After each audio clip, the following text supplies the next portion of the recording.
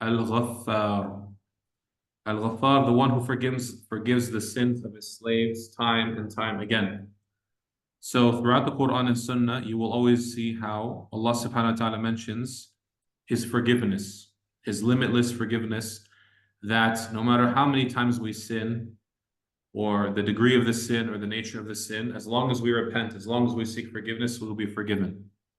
And there's many hadiths which indicate this name of the meaning of this name of Allah subhanahu wa ta'ala, in that as long as you seek the forgiveness of Allah subhanahu wa ta'ala, no matter how many times you've sinned, you will be forgiven. Right? We should not despair from the forgiveness of Allah subhanahu wa ta'ala.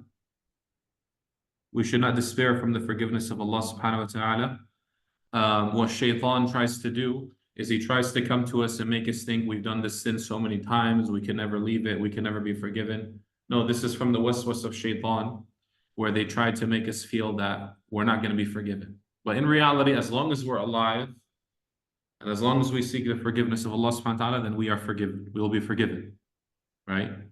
So one should never despair of the forgiveness of Allah Azza wa Jal, because His forgiveness is unmatched and limitless. And He forgives us abundantly, time and time again we are forgiven.